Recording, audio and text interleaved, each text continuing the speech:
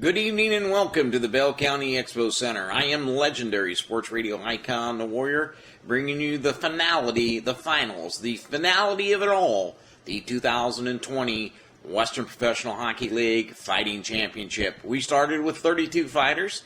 We worked our way down to 16, then to 8, then to 4. Tonight, the final 4 in the championship fight. The championship fights will be brought to you by Jim Mirabello, the executive producer of the show, and also bringing you the consolation fight, Dave Danis.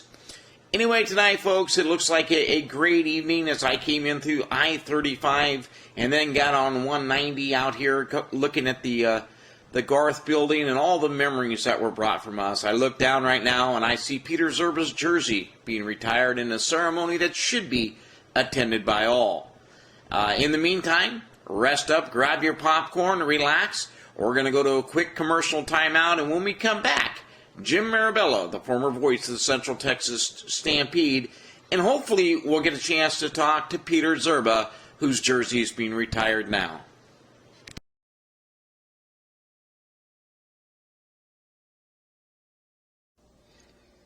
Welcome back, ladies and gentlemen, to the Bell County Expo Center. Jim Mirabello working his way back up to the press box here, so be it, at the Bell County Expo Center after participating in the Peter Zurba retirement ceremony. You know, it almost brought a tear to my eye as Jim gets comfortable in his seat there. Go ahead and grab the headsets, Jim. It almost brought a tear to my eye, Jim, to see them retire the jersey number of Peter Zurba, who meant so much to the crowd here from the inaugural season till when the team folded. Sure was a huge part of everything that the Stampede was able to accomplish, Warrior, that number 17 that Zurba wore, and wore it so well in that Stampede jersey. Started off in the inaugural year, 96-97, playing 44 games. Racked up almost 300 penalty minutes that year, earned a chance to play up in Utah some, and all had 4 great years with the Stampede. And if there's anyone who was part of that program deserving of the honor of having his jersey retired, it's Peter Zurba. And one of the fine things, and if Central Texas wasn't a great place, the fact that so many players have stayed in this area, it's still a beautiful building. Granted, some have been built that are better than the Expo Center now, which is now bordering on almost 35 years old, the old Expo Center. But back in its day, and probably today, it could still, you've painted up a little bit, and it still could host an East Coast Hockey League game, or maybe some type of major junior. But it's just sad that there's no longer hockey in this arena, and we do owe the Bell County Expo Center a great deal of pride and thanks for getting this ice surface ready. No doubt about it. And I remember when I first arrived in Texas to join the Stampede, coming up Interstate 35 and looked to my left, and it was pointed out to me that there was the Expo Center. And I just said, wow, how nice that building looks and how I can't wait to get inside it. And we had many great nights in there, some big crowds, some nights there of over 6,000 people. And the people in that area, the fan support, especially in the first couple of seasons, was outstanding. And it's no surprise to me at all that a number of players have chosen to stick around in that area and call it home. It was just a special time for me for a couple of years, and many others who have chosen to remain down there. Well, we appreciate having you here. Maybe one day they'll retire yours or Mark it's either going to be you or Mark McLean, whose microphone is going to be raised to the rafters. But it's nice to see you up here. I go back every now and then, and I'll listen to a Stampede report, or I'll find that old tumbleweed blowing across the lawn when CNN did a story on us. And you look at where this area was 2 years prior to how these fans just really love the game of hockey and how much this area misses it. That's for sure. The one thing that I noticed right away when I got there is the fans' sense of athletics and sports-mindedness was very strong, and how that all quickly translated to hockey, and how they really put the effort in to learn the game and to follow the team and to develop that kind of loyalty that you're looking for when you're starting out a new franchise. Yeah, it's a great deal, and some great coaches that come through here, from Todd Lalonde to Gary Davidson to, Bob Bourne and Lee Norwood. It's just it was a great organization, and I think had it not been so underfunded, there would still be hockey in the Bell County Expo Center, though it be a totally different game than when you and I were associated with it here in Central Texas.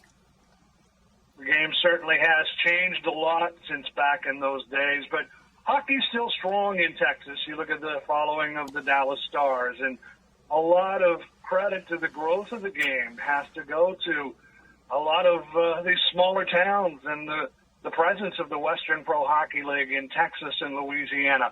Hard to fathom how many teams we had in those two states back in those days.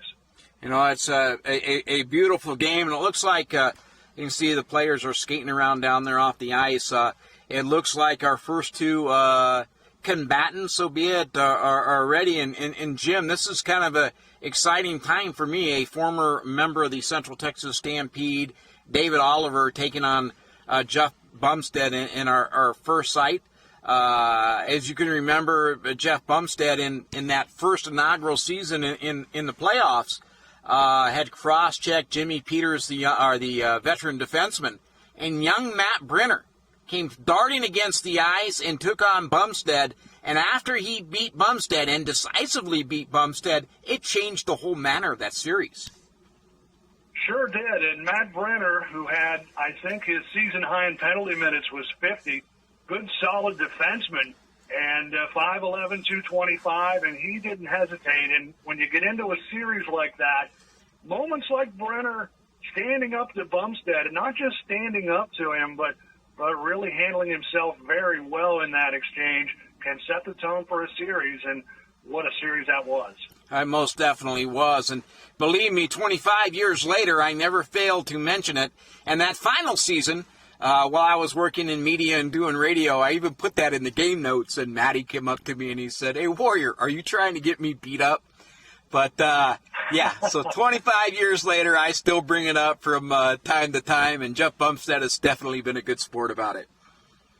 No question. Hockey players definitely have long memories. That's one thing that is a part of the game, and good memories, and they're all good as the years go by, and I'm sure that Bumstead and Brenner get a pretty good conversation if they have the opportunity to, talking about that moment. No doubt. But as they're getting ready down here, it looks like, and we have our equipment managers, and I want to thank the equipment managers. We were assigning them to two different fights, but we've got the equipment managers for the Final Four. They're all taking turns and down there helping the individuals. We got Billy Welker from the Shreveport Mudbugs, Rusty Aldridge, who was the manager for a couple of teams, and then a man you're familiar with, Richard Krause. Richard Krause. We had some great times there in the day in Texas, and I got to tip my hat to all of those guys, Richard Krause, Rusty Aldridge, Billy Welker. There's nobody in the game that works harder than the equipment managers, especially at the minor pro level with all of the travel, the bus rides, all the things that you've got to endure. Those guys through the course of the season just put in a tremendous amount of work, and a great honor for the ones that have been selected to be a part of this championship. Yeah, I think these were the only guys that still love the smell of hockey glove. But I'd also like to thank our chief medical correspondent, John Irwin, and our athletic trainers, Bobby Oakley, who's been around forever, and Michael G. from the Lubbock area.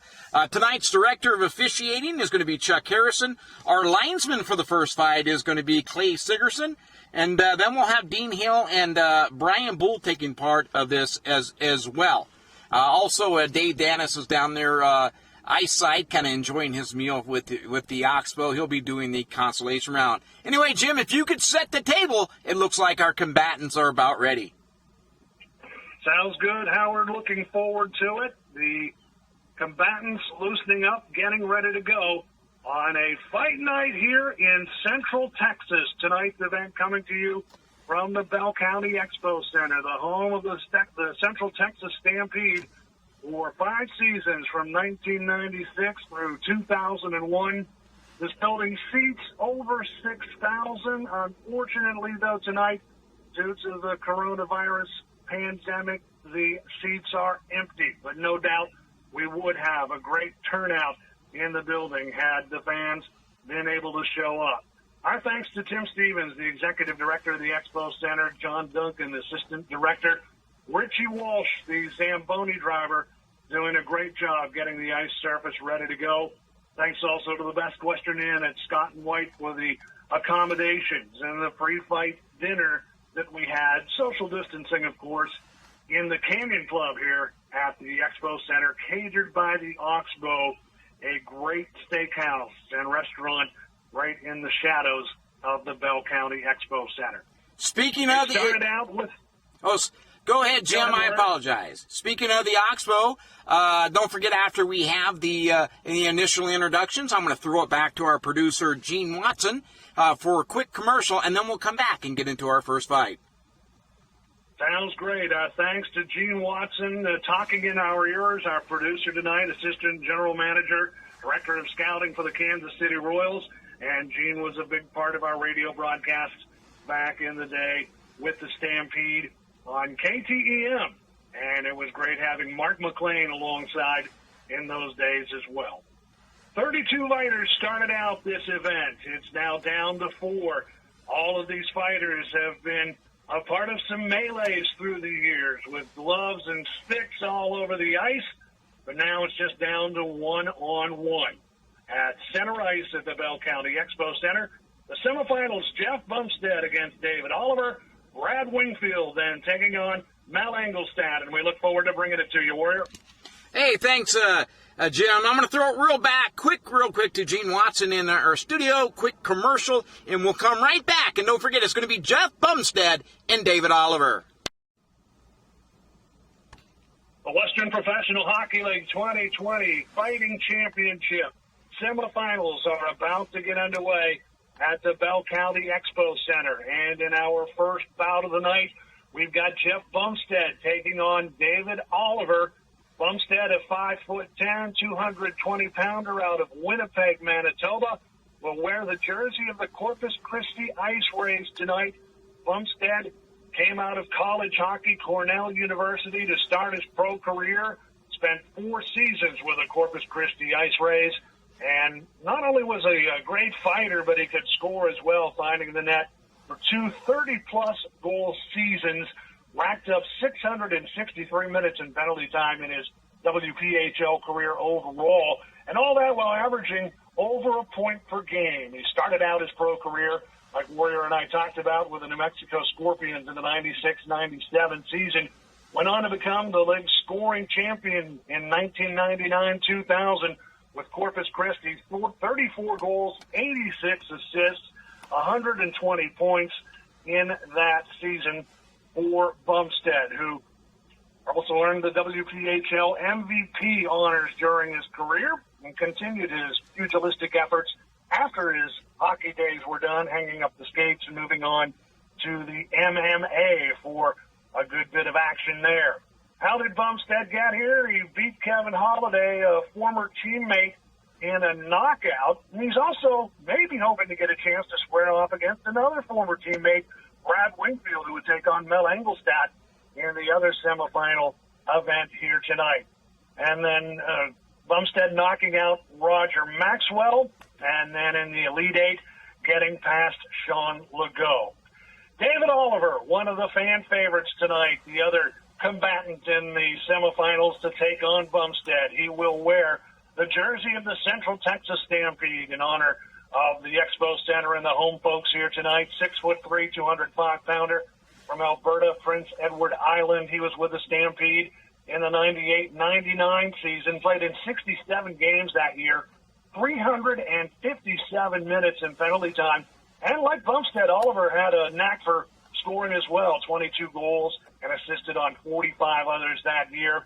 Oliver also played in the ECHL with Charlotte, went to the Huntington Blizzard for a while, brief stint in the American Hockey League with the Hartford Wolfpack before moving on to the Bossier Shreveport Mudbugs and gaining a lot of notoriety there in Bossier Shreveport. Oliver, in the earlier rounds, defeated Jason Renard, and then in a bit of a controversial match, was able to knock off Craig Stahl, who was disqualified due to having a loaded glove, it was ruled, and then in the Elite Eight, winning against Joey Middlestadt. The fighters are ready to go. Clay Sigurdsson, our linesman tonight, gives the signal, and Bumstead moves to center ice from the Zamboni entrance area here at the Bell County Expo Center. Oliver skating to center from the other end. Oliver at 6'3" leans in quickly, and now his gloves come off first. Bumstead drops the mitts. Oliver goes right after him, and he's got that left arm tying up Bumsted's right shoulder. Oliver now with a right, landing it on the side of Bumsted's helmet. Bumsted's helmet is jarred loose. Bumstead frees his right arm up now. He delivers a couple of quick uppercuts. Oliver trying to get back in there. Oliver tying him up with the left arm. He's got Bumstead in sort of a headlock now. Bumstead with his right free, able to land a couple of shots to the side of Oliver's head, now his body, and now he is able to work free with a couple of more rights.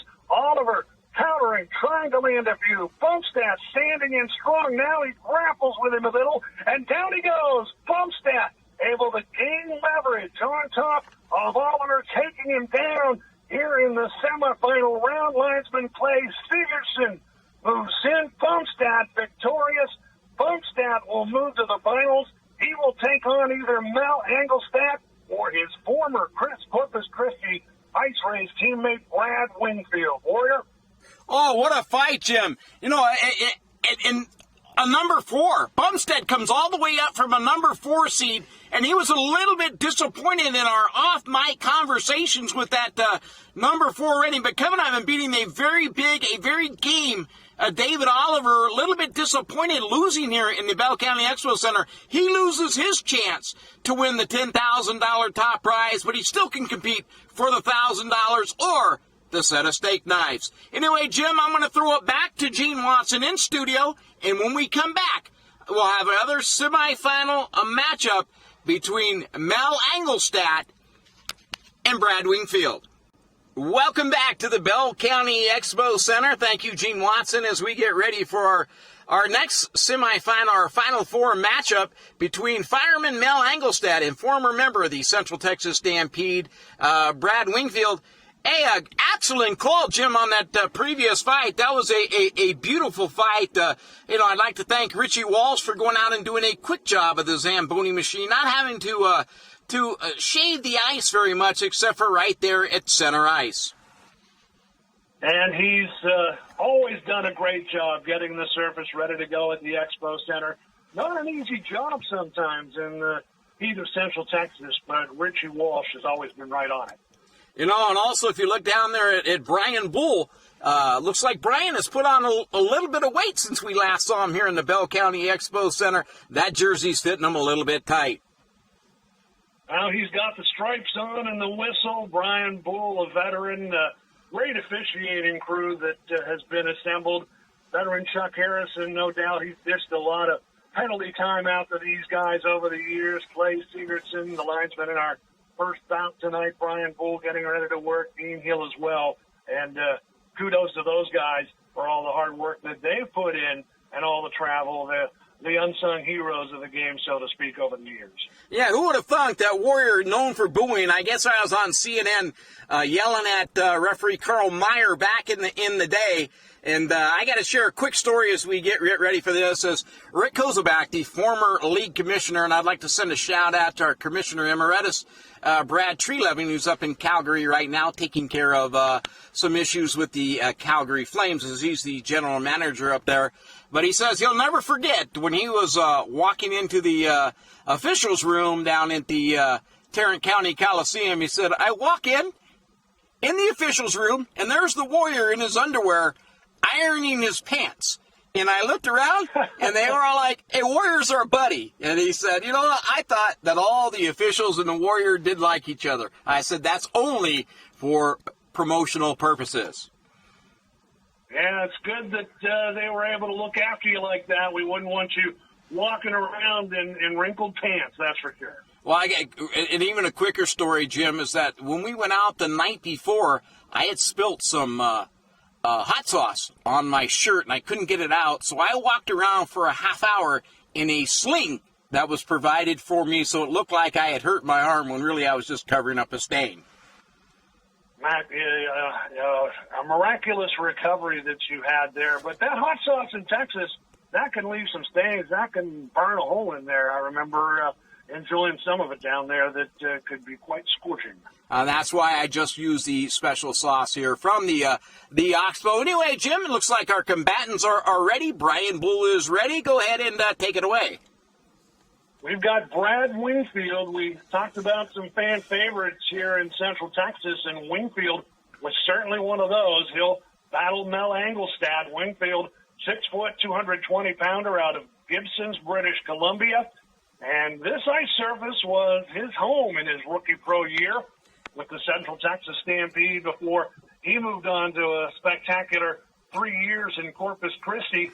To get here, Winfield was able to beat Frank Littlejohn, take out Paul Fioroni in a great fight, and then knocked off Marty Melnichuk in the Elite Eight. And he'll certainly have his hands full with the veteran and well-traveled Mel Engelstad, who will wear the uniform of the Fort Worth Brahmas in this bout. Engelstad at 6'2", 210 pounds from Saskatoon, Saskatchewan. Well-traveled player, spent just one season in the WPHL with the Brahmas in the 97-98 campaign, compiled 102 penalty minutes in 19 games. And he's got the nicknames Mangler and Mad Mel, and they come for a good reason. And a lot of folks, some might remember that Engelstad once fought Bob Probert when Engelstad was a young kid trying to make a name for himself when he was with the Kalamazoo Wings in the Dallas Stars farm system, and played 2 games in the National Hockey League with the Washington Capitals in 2003 and 2004, and just amassed an incredible amount of penalty minutes when he was with Kalamazoo in the IHL in the 98-99 season, 421 minutes in penalty time in that season. You mentioned Engelstad's moved on to become a firefighter, and he also had a bit of an acting role in the movie Goon, Last of the Enforcers, a sports comedy in which he fought the main character in the movie. And interestingly enough, Kim Coates was one of the stars of the movie. Kim Coates of Sons of Anarchy fame played a coach in that movie that Mel Engelstad was able to appear in. And Engelstad, well-traveled throughout his career, many stomps along the way, able to beat another who's been well-traveled and many stomps along the way as well, Jacques Mayotte, who was a fan favorite extraordinaire here in Central Texas. So we've got Brad Winfield ready to go up against Mel Engelstad. The winner moves on to take on Jeff Bumstead in the final round. Engelstad is one of the fighters that a lot of folks picked as a favorite in this one. And Winfield and Engelstad get the signal from linesman Brian Bull, and they're ready to get this bout started.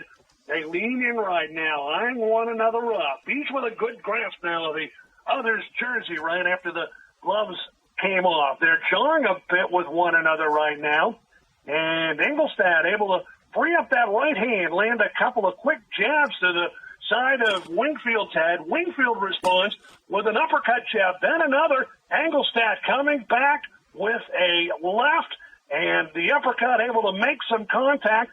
Engelstad in there against Winfield right now. A couple of rights over the top to Winfield's back and shoulders, and he's able to jar Winfield's helmet loose a bit. Now he's got it, and he throws it free. Winfield's helmet is off. Winfield able to lean in further, tight against Engelstad, trying to hang in. They've got a good grasp of one another right now, arms and jerseys as they circle around at center, drifting towards the near boards.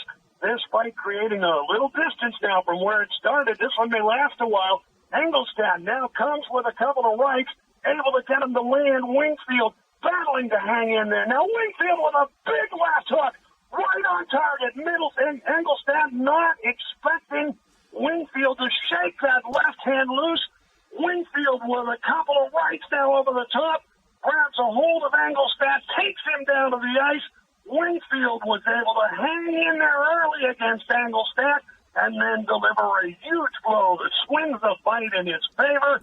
And now Winfield will move on to the final round here at the Expo Center to take on his former teammate, Jeff Bumstead, for the championship.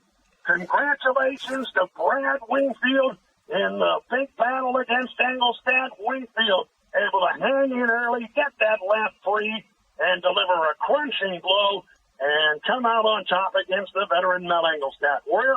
Well, absolutely unbelievable. I'm going to tell you something, Jim, and I'll be honest with you. Brad Winfield, one of my favorites, a guy that I stayed in touch with throughout the years while I was still working for In the Crease magazine, doing an occasional game here and there with either Chris Dew or with Brandon Walker from Shreveport, and then up with Jeff Bowerman up in Fort Worth. So it was always nice to run into Brad Winfield.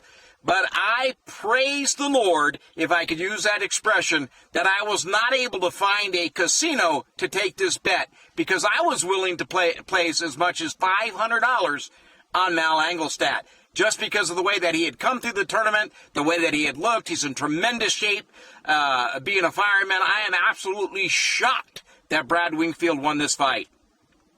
I think a lot of folks had their money on Engelstadt from the get-go. And Winfield knew his strategy to try and hang in there, look for an opportunity, look for one good chance to try and get the upper hand, and that strategy worked for Winfield. Engelstadt certainly the odds-on favorite, and as you said, remains in tremendous shape throughout the years. And Winfield using his noggin there and executing his game plan to perfection. Well, we started at 32. We're down to 2 fighters. We have the consolation bracket, the consolation fight for third place. These fighters will fight for $500 or a set of steak knives. So Engelstadt's got to go back to the locker room, get tape back up, where he'll meet David Oliver. And Jim, go ahead and take a break. I'm going to throw this down to Dave Danis. Mike's side, I guess you'd say, or I side. He's going to call the fight from down there in what would be the old penalty box area. We did not have enough room up here in the main suit. Plus, he was down there trying to eat all his Oxbow food before they ran out and the catering service finished. Anyway, Jim, back to Gene Watson in studio. And when we come back, it'll be Dave Dennis. Well, thank you for your participation in this. We thought we would reward you. Got you a nice suite over at the Best Western Inn at Scott and White. I hope that you're enjoying your lunch catered by the Oxbow, and I hope you're enjoying your perch down there in the Bell County Expo Center. Well, I tell you what, it's always nice to be in this palace of hockey history here in Central Texas. And Oxbow is, it's one of my favorite places that I've ever been in the hockey world for a meal, a steak at the Oxbow. And, it almost caused me to be late for this one. It's a good thing some of those other bouts went a little bit longer. It's a good thing they went a little bit longer. Little did we know that the Jersey Retirement Center ceremony for Peter Zurba would extend as long as it did. But when you pay homage to a guy like that who's meant so much to the Bell County Expo Center, it was kind of a touching moment. And, I almost shed a tear. I tell you what, if I was sitting there instead of sitting with a steak in front of me at the Ox, I tell you what, I might have shed a tear as well. Peter, very well deserving, great player for so many years, among many, many teams in the minor leagues. Yeah, we definitely enjoyed it. But let's get down to why we're here. We have these, I guess you would call it the consolation bracket of the Final Four. Both fighters coming off losses, playing for third place, which is going to pay $500, and then fourth place, a set of beautiful steak knives from Alcoa. Well, I tell you what, these third place games, whether it's a consolation game in a hockey tournament or a fight, you never know what you're going to get. Sometimes you get, one team or one player comes in with a chip on his shoulder and he really wants to go and show just how upset he is. And sometimes you get another that, well, you know what, it's like, let's get this over with and get a beer. Yeah, it was a long tournament, and it looks like Mel Engelstadt and David Oliver are taking a few minutes to get ready. It looks like neither one of them really want to be here, but they're both professionals. Why don't you set the table for our audience? Well, I'll tell you what, Engelstadt, for Fort Worth, Central Texas, 6'2", 210 out of Saskatoon, put up 423 minutes last year with Thunder Bay in the Colonial League. Has put up as many as 421 with Kalamazoo in his days in the IHL. Meanwhile, David Oliver comes in with the Bossier Shreveport Mudbugs, checking in at 6'3", 205 out of Albertson, Prince Edward Island. And I'll tell you what, his highlight season may have been right here in Killeen with the Central Texas Stampede. 357 penalty minutes and 67 points, both among his career highs. Oh, it was a great rookie season there. He had came in and replaced. He'd wore the number 44. He had replaced the great Jacques Mayat, who was defeated earlier in the tournament and was probably his retirement fight. A great fight called by Charlie Hodges at the Will Rogers Coliseum. And then Oliver coming off getting to fight out of his home old building at the Hearst County Coliseum, or Hearst Parish Coliseum, with that being called by Brandon Walker, and then both fighters lost in the Final Four. Well, I tell you what, you mentioned Brandon Walker, and Brandon worked with Tupelo and Shreveport and Jim Mirabello just on before that. Jim and I, the two best broadcasters in Alexandria Warthogs history. He got us back-to-back here in the tournament. I always thought, what's going to happen to the former broadcasters of Alexandria? Little did I know they would rise to such beautiful esteem. Yeah, right to the top of the peak. But we appreciate you being here. This is, like I said, Anglestat. A lot of people expected him to advance to where he's at. Win or loss in the Final Four could have gone either way. But David Oliver started off the tournament in a very, very controversial victory over Greg Stahl. Well, that was an interesting match, and thought Stahl had taken Oliver out and taken him out pretty hard, but then Stahl was DQ'd for an equipment violation, and Oliver moved on. And I tell you what, we thought that was over, and Oliver's a little groggy getting up off the ice, but all of a sudden the officials are talking and conversing and chatting amongst themselves, and the next thing you know, Stahl was ejected, and Oliver was given the slot in the next round against Middlestead. In respect to the in respect to the way that the fight went, I will have to say that Craig Stahl has been clear to that, and then the end result was a possible 2-year suspension of Jeff Smoke Adams, who faces a possible lifetime ban from the fighting championship. I'm not sure Smoke was too happy about that, and we'll see how the appeals process works its way through. But that was certainly a very interesting situation involving Smoke Adams and the Stahl-Oliver fight. Well, it looks like I can't see who the linesman is, but it looks like the equipment manager, Rusty Allridge, has given us a thumbs up. Bobby Oakley is down there, as well as Michael G, handling both either or fighters.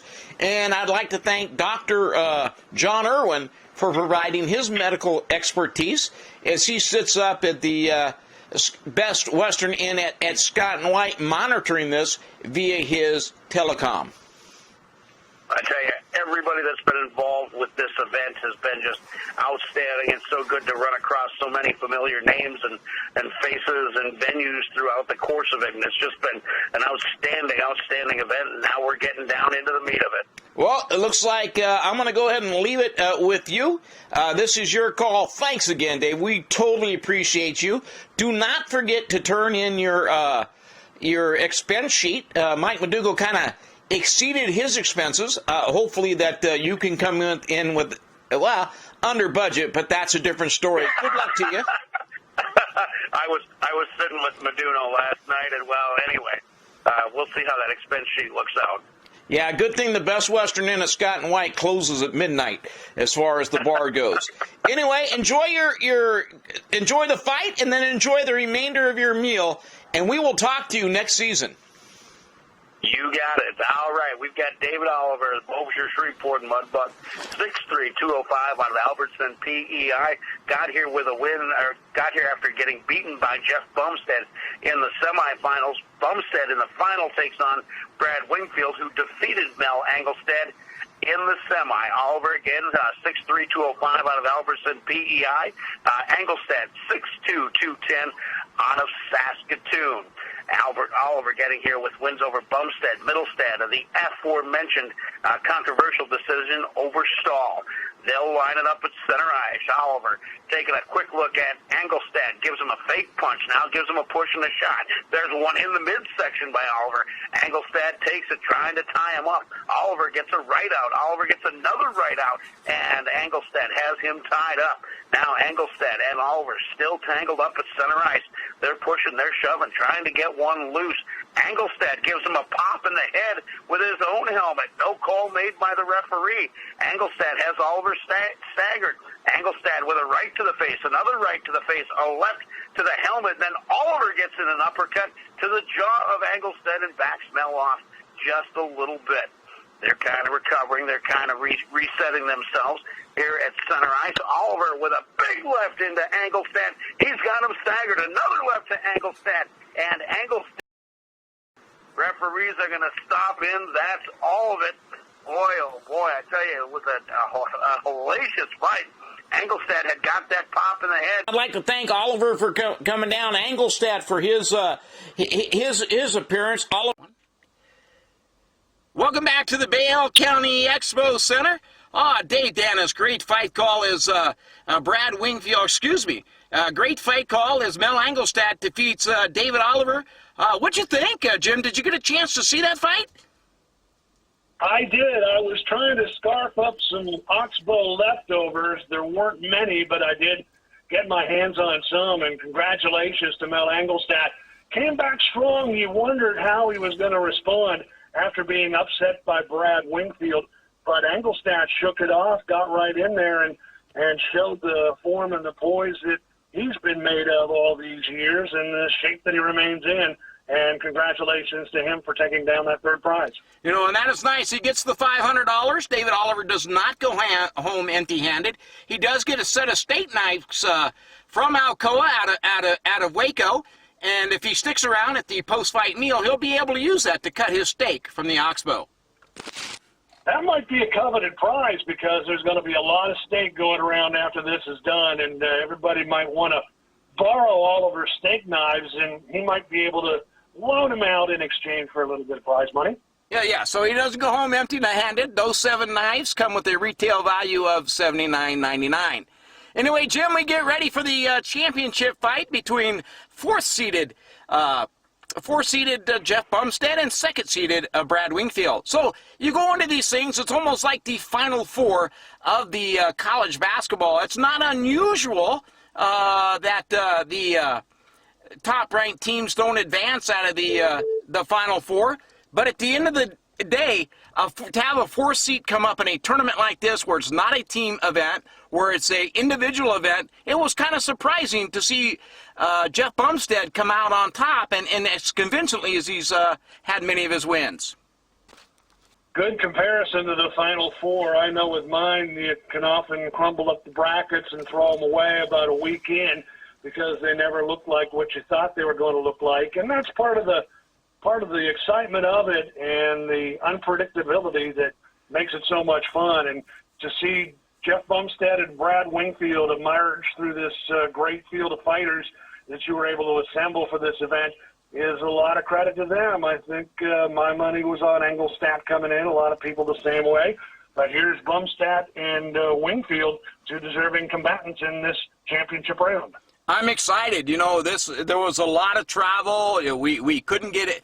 You know, we were able to secure the Bell County Expo Center, you know, all the way up to the Enoch Reservation in Edmonton, Alberta, Canada, to Tamachi and Casino here in California. I thought I was going to have to secure a Fight Island. Unable to get travel permits and find 4 different secured locations in the in the grade 8, and then to get here and to finally get the word that it was the Bell County Expo Center. Now, to some people, they say, it's just an arena just on the edge of Belton off of I-35.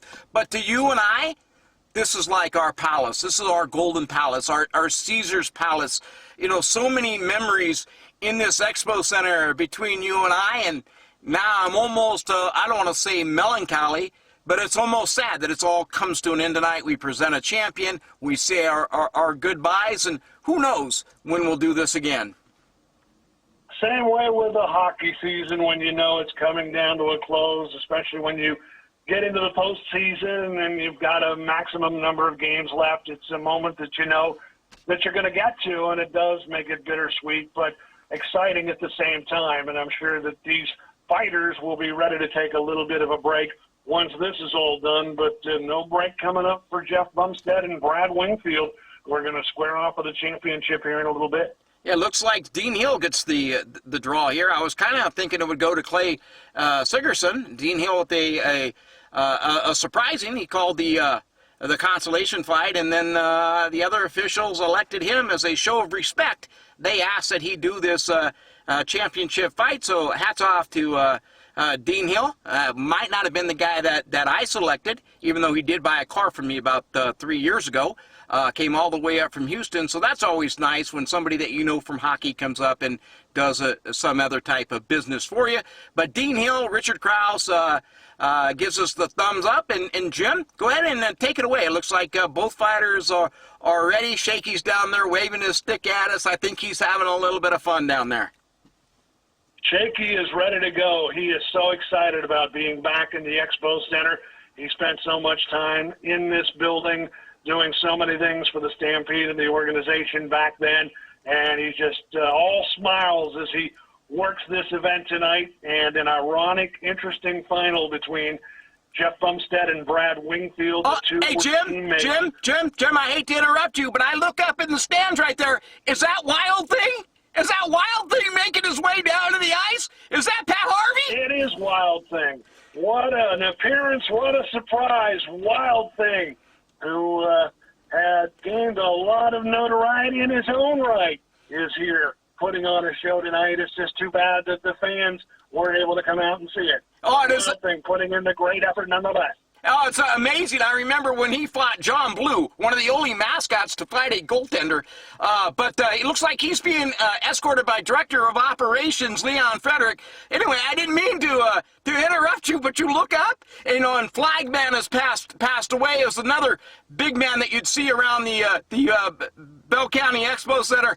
But I'm just excited to see Pat Harvey, his Wild Thing, walking around, Jim. This has really been a great night. Go ahead and take it away for our championship fight. Absolutely. Pat Harvey, who put so much energy into things back when the Expo Center was rocking and the Stampede, was able to entertain the folks here, not only with the play on the ice, but the activity going on in the stands, thanks in big part to Pat Harvey, Wild Thing, and company. Now we've got Jeff Bumstead and Brad Winfield about to go at it for the championship. Bumstead is going to wear the Corpus Christi uniform here tonight, and Brad Winfield, in honor of the home folks, wearing the Central Texas Stampede jersey. Of course, these two were teammates for some great seasons in Corpus Christi. Jeff Bumstead at 5'10", 220 out of Winnipeg, Manitoba. Big win over David Oliver. Brad Winfield, 6 foot, 220. Gibson's, British Columbia, is his hometown. Upset victory over Mel Engelstadt in the semifinals, and he will be bringing in a lot of momentum from that. These two teammates for 3 seasons with the Corpus Christi Ice Rays combined for a total of over 1,300 minutes in penalty time between them in 3 years, and they'll square off against one another now for the 2020 Western Professional Hockey League Fighting Championship. 32 fighters starting out in the tournament, now down to 2. Which one will skate away with the title? We will find out. And Winfield, a local favorite here in Central Texas. Bumstead, the former WPHL MVP, continuing to loosen up. They fought beside each other as teammates, and now they'll go toe-to-toe against one another for the tournament title. Winfield gets the signal, skates out from the left side of the ice from our vantage point. Bumstead approaching from the right, both moving quickly to center ice, and they gain striking distance of one another. As the gloves drop, they're eyeing one another, circling, seeing who will be the first to engage at that big Stampede logo, glistening in the lights of the Bell County Expo Center. Bumstead starts to lead with a right. Winfield now able to reach out with a left arm to tie him up. They've got a pretty good hold of one another right now, battling to see who's going to get free first. And now it's Winfield getting the left free, able to fire off a couple of quick shots. Bumstead able to turn away from those. Bumstead then countering with a couple of quick rights. Uppercut jabs. Winfield standing right in. No surprises here between these two as they tie one another up again, each trying to get the upper hand. Winfield starting to get Bumstead's jersey up a little. Bumstead shakes the right loose, and he delivers a right that connects Blinks, and Brad Winfield not phased at all, and he counters that with a couple of quick right jabs and gets a hold of Bumstead's jersey now. Able to spin him a bit here at center ice, but Bumstead with good balance stays on his stage. Bumstead with a couple of lefts to the side of Winfield's head. Winfield's helmet now off. Winfield works to get in close on Bumstead, each tying one another's arms up. Winfield able to get Bumstead's helmet free now. And here comes Winfield now with a couple of jabs over the top, landing on the back of Bumstead's noggin. Bumstead able to push back away as they separate once again, eyeing one another. Bumstead with a right arm cocked back, looking for that haymaker. Winfield knows it. Now Bumstead leans in with a couple of quick rights. Winfield stammers a little. Winfield, though, able to battle through it. A big left hook. Bumstead now with a right, then another. Winfield countering, both throwing bombs, both firing away, both standing right in there. They're trading blows, wailing away at one another. Tiring now, both of them leaning in, and Bumstead and Winfield tying one another up, grabbing a hold, twisting, turning at center. Neither able to get an arm free. A tremendous amount of energy expended in this bout between the two now as the linesman moves in to separate them, and we'll find out what the judges have to say. They will now go to the official scorecard. The conversation taking place right now, and both fighters are at center ice. They're still eyeing one another, glancing towards the judges, and we'll see what the outcome is going to be. Warrior? You know, Jim, I got no clue.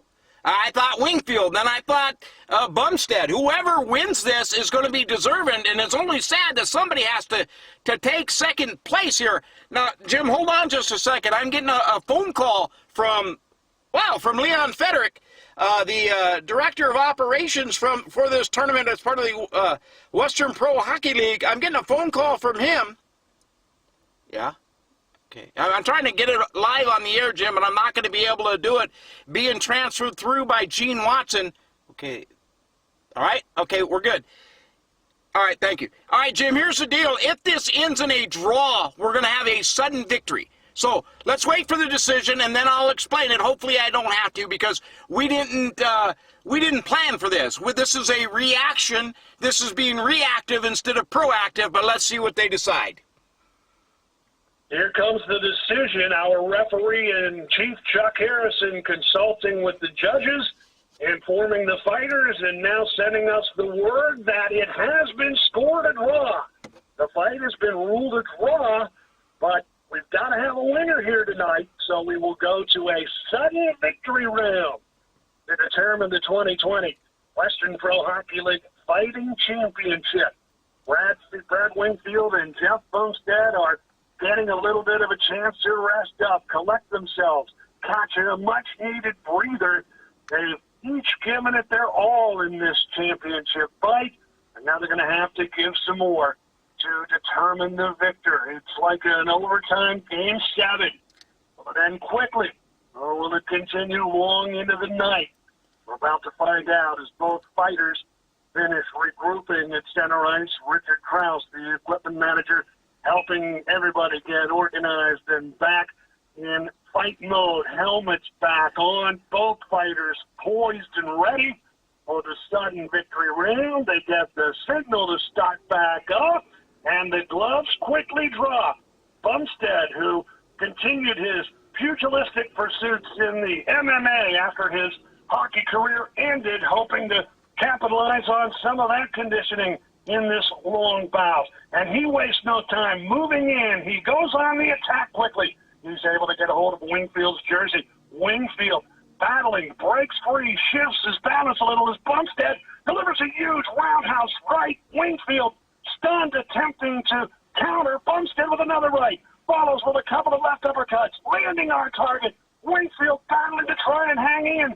Bumstead is now able to swing him around and take him down. Both players on the ice. The linesmen move in, and this one is going to go to Jeff Bumstead in the sudden victory round. The fight ends with Bumstead getting the victory, and Jeff Bumstead will wear the crown as the 2020 Western Professional Hockey League Fighting Champion. He brawls through the field of 32 fighters to emerge on top, and what a battle we've seen unfold between Bumstead and Winfield for the title. Bumstead circles at center, his arms in the air, celebrating that victory that he really had to earn over his former teammate Brad Winfield to claim the title. What a finish to the tournament, Warrior. You know, unbelievable. What a great fight. Go crazy, go crazy. And wow, I'm not going to take this away, but I had also received a text message from, I just from this, the lights were going to go out here at 11 o'clock no matter what. This fight, this whole expo center was going to shut down at 11 p.m. So they were going to allow us to stay in the building, but they were going to turn out the lights, you know, reflected back to the 1987 World Junior, the punch-up at Pastani, where those players were on the ice fighting with after they had turned the lights out. But I am so glad, I am so excited, I'm so happy for Jeff Bumfield. I'm so happy for the 32 fighters. I'm so happy to be back in the Bell County Expo Center. And above it all, Jim, I am excited to have this opportunity to work with you. You called me Howard. I loved it. You're the only guy in the business that still calls me Howard. It reminds me of 1997 when I asked you what my name was, a la Muhammad Ali. Hey, what's my name? You know, it just brought back memories. I almost started laughing because at that time it mattered to me. Now it doesn't. I've been in and around the game and away from it for so long, and so happy to be here next to you, Jim. It's we're going to take some of these guys' phone calls, but Jim, I know you got to get out of here. You got a flight or an Uber ride from here to the Bergstrom Air Force Base or Bergstrom Airfield or whatever it's called now in Austin. I'm going to give you a minute to say goodbye to the fans, and I want to tell you that I extremely am thankful to you. I'm thankful to the folks at the Bell County Expo Center. I'm thankful for the fighters. I'm thankful for the thousands of fans who have been listening to this throughout the world. But most of all, it's just great to be a part of something like this and then to do it with the best broadcaster in the history of the Central Texas Stampede. Well, thank you, Warrior, and hats off to you. A huge tip of the cap for organizing this event. You have been a tremendous supporter of the game from the outset, from day one, when they announced it to be pro hockey coming to Central Texas, all the way up through until the current day. You haven't forgot about all of these great fighters and all of these great contributors that were such a part of the success and the enjoyment that everybody had during the heyday of the WPHL, not only in Central Texas, but throughout that entire region. And I'm glad that you maintained your presence that you have and brought this great group together. It's an opportunity for, like the old saying goes, a walk down memory lane for all of us. And you talked about how the possibility of having to do this in the dark would have been a take on that old song, Turn Off the Lights, but the party isn't over.